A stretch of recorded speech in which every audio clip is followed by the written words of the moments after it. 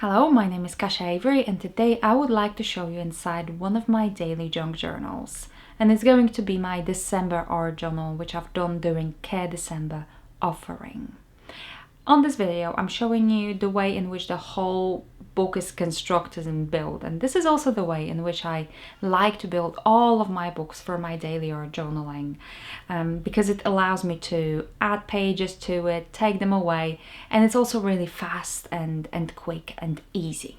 So I hope that seeing all of those pages and the way in which I made my art journal will give you some inspiration to build your own, maybe for January. And also at the end of this video, I am showing you a few ideas as for how you could finish off your art journal, because sometimes you feel like you finished, you're almost done, your book is full of those brilliant spreads, but maybe there are a few blank pages or some spaces that could do with a little bit more layers or something. So I will show you at the end of this video how I add mine, what I always do to bring all of them together to make this book more cohesive and to properly finish it off.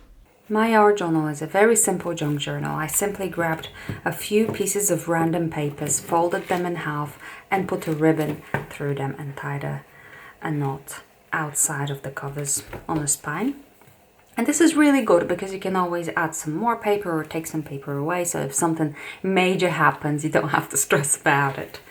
Inside, I made sure that I included a few photographs or images that relate to the season, because it is a book about December and done during December, so it was important to me to relate to the season a little bit. So I used some old postcards and images that I printed out. At the beginning, I have my color palette, because I always like to choose a color palette for smaller projects like this art journal. It always keeps me focused. I can always add another color or take some colors away, but it takes away the pressure of choosing the colors every time I sit down to do my art journaling in this book. So that's helpful. It's helpful. There's a lot of papers that don't have anything on them, like this strip here.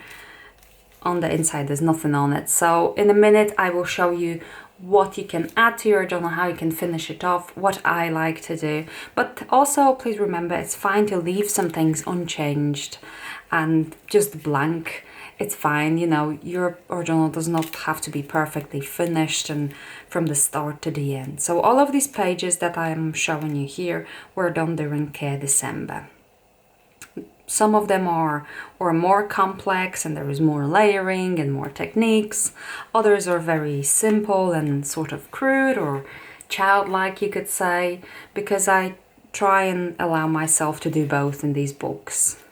So it's more interesting and less pressure once again. So sometimes it's just as simple as writing a few things down with my ink, and I just like the rawness of it. And sometimes I do a painting of clouds, or this is image transfer. So it all depends on the amount of time I have or how I feel.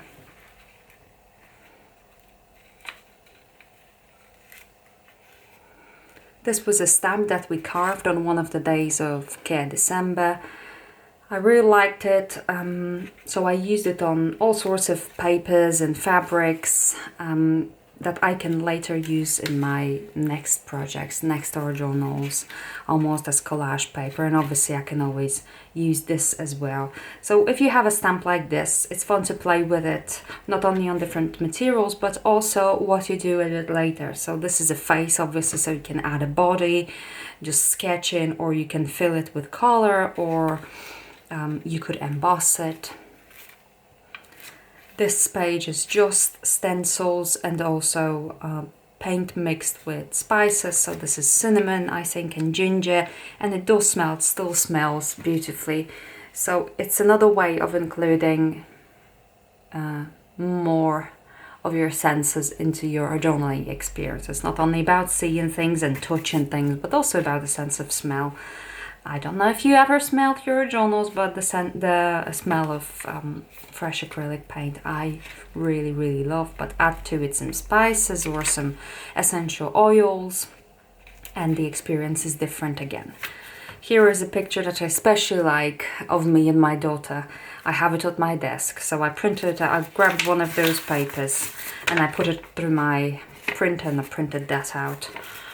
And I think it just looks cool because it's slightly different paper and it gives a different look, but also, you know, picture that's sort of significant to me, important. This is a place for it, right? I want it in my art journal, which is such a personal art form.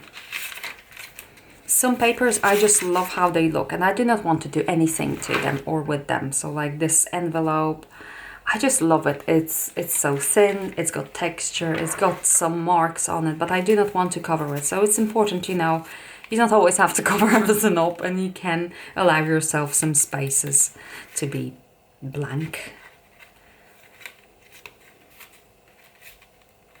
I really like this making and now looking at this page with gold leaf. I mean, this adds so much to a seemingly flat surface, right? So it's very interesting because here I put gold leaf and then covered it with some bits of acrylic paint, so it's some of it shows through, some of it doesn't, and it created a texture that I haven't done before. So I really like that and I will use it in my future projects. So this is one of the ways in which you can look at art journaling in a junk journal, daily art journaling. It's your starting point, like a stepping stone, something that takes you closer to your next project, that is your springboard, right? It brings you ideas, it allows you to listen to your creative voice a little bit more and be more in the moment with it, rather than always trying to get a certain result. Here we've done some stitching. I quite like how it worked out. I made had quite a few problems here with my stitching, so probably could be better, but I don't really care about this, you know, it's all about the experience for me. This is a spread I've done one of the last days from what I remember, and it included a photograph of me. We were taking selfies and that was quite important because it's a difficult thing to do sometimes.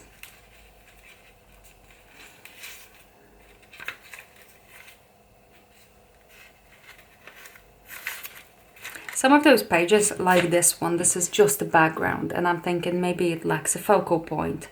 Maybe it would make more sense or be more visually appealing if it would have a focal point. But it's also important to remind yourself that this is a very personal form of art journal. You know, it doesn't have to be visually pleasing. It doesn't have to make sense.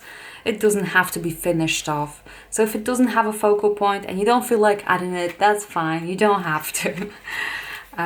It's just important to be relaxed about it. And here's the last spread, which is just a simple star collage with homemaking, a word on it that I'm setting as my word for next year, for 2022, because I will want to focus on that. Okay, so there are a few places in this art journal that could do with some more work, or maybe I just feel like doing some more work on them.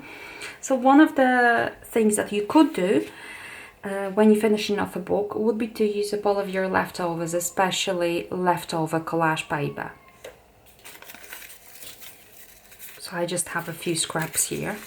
You could take it as far as you want, you know, you could start a new background and create a new spread, or you could simply, which is what I'm going to do, just glue them down and enjoy just the rawness of them, you know, that kind of look, without the need of finishing anything off. So I have this piece here. I don't want to cover it up too much because this is a page from when my mum was about, I think, in her 30s. She used to work at that place where they used to use these big books, and she had one that was blank and she gave it to me. So I'm using some of those pages in my art journal, but I'm always sort of careful not to cover them up too much because I want to be reminded of where these pages come from. So this is also another thing about art journaling, because it's a personal art form. You want it to connect with your memories or with your,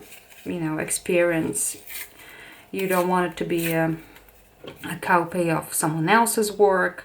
You want it to be as personal as possible, and including papers that have that there is a story to can be one of the ways in which you can communicate that experience.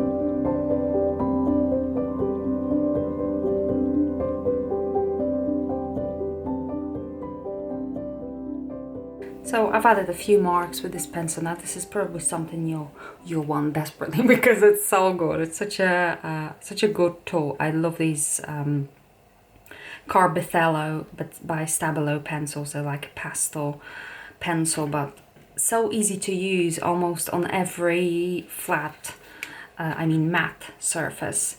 So by choosing this color, I managed to, connect this page with the rest of the spread. Even though they are, you don't look at them together in an art journal, you can always pull a page out and look at them in this way. And by, just drawing some very simple shapes and not filling them in with color, I still get to see that paper and have some interest and some texture on there. Another thing you could do in your art journal would be to add some patterns. Especially when you look at an art journal as a whole, one piece.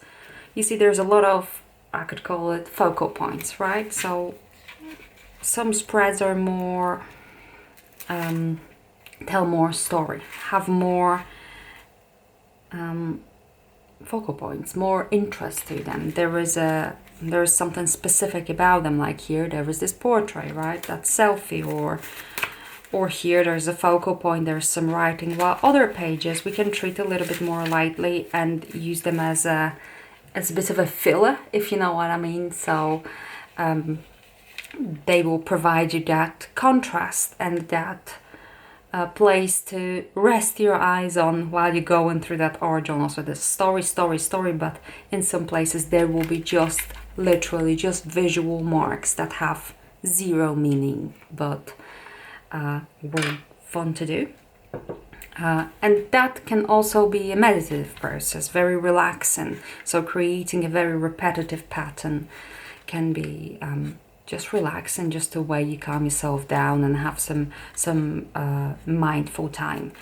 So here I have this empty space. On top of it there is a piece of bacon paper that I was using as my palette, so I was mixing some colors on it, so I then ripped it off, cut it into this right size and attached it with some staples, so I have this extra layer. But here I can fill this in with some patterns, so I can look at some maybe papers that I already have, some pattern papers, some wrapping papers, and I can look for some pattern inspiration just to use as my starting point. And yeah, you can make it as detailed or as crude as you like. I'm just gonna go for this, I think.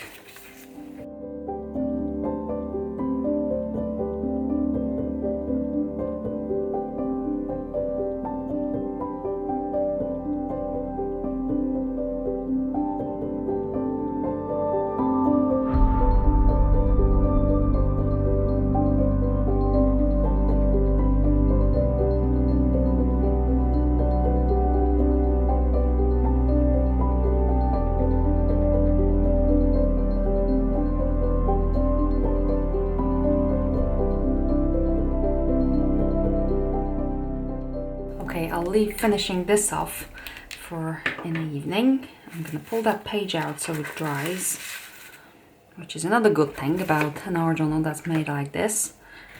Another thing that you could do in your book to finish it off a little bit and bring some more elements would be just to use some images that either connect with the season, if it's a seasonal art journal like this one, or are significant to you, or just look beautiful, means something ideally.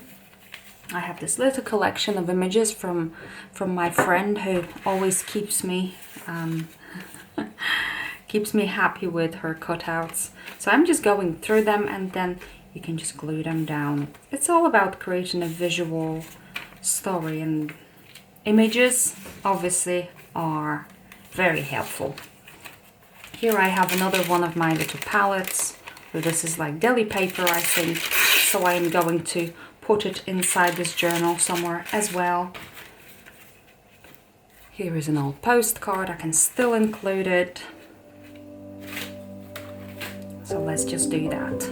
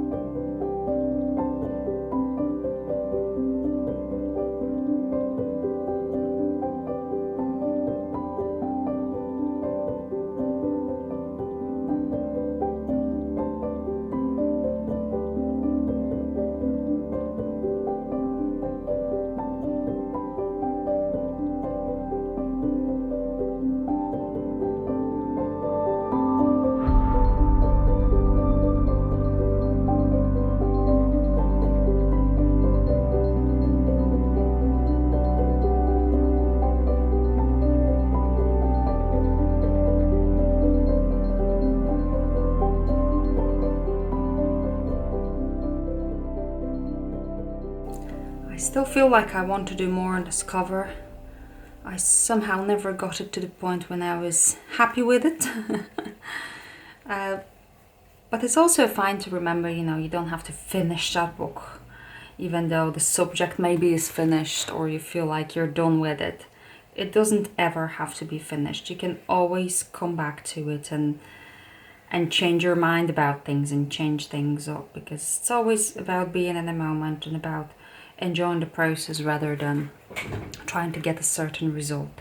So this cover is gonna change, I can tell. One more thing you could add is texture, and it's easy to add texture with some fabrics or materials, or like here a piece of cheesecloth that's been dyed. So you could think about adding it somewhere inside, even use it as a layer in your art journal. So literally cut a piece of fabric and attach it with some staples, or you could maybe do some stitching to add more interest and more texture. But I like to go go with simple solutions, and stitching is really always difficult to me. So I just use staples.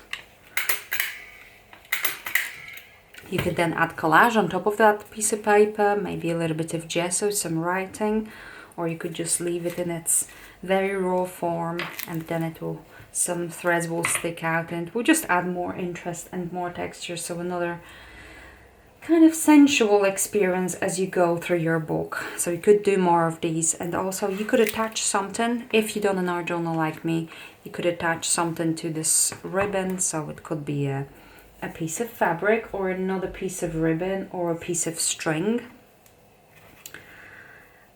or even a trinket or a piece of old necklace or something like that, something that's meaningful to you. Maybe I have this this thing. This is a very old Prima marketing thing.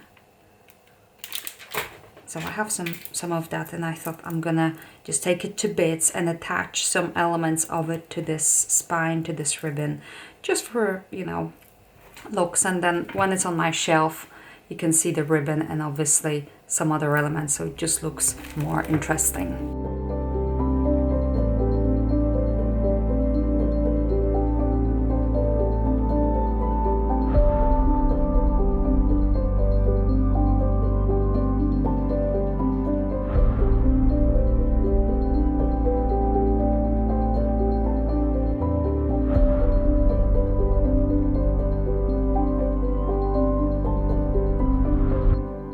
So I hope you enjoyed that. Now my book is finished, it can go on the shelf, and I am ready to make a new book for January. And I hope you'll do the same too. I hope it inspired you to create your very own simple junk journal. And remember, your daily art journaling practice does not have to be big, does not have to be super ambitious. Sometimes just a few minutes of daily mark making can be incredibly good for our well-being. So I hope you'll have plenty of that in January.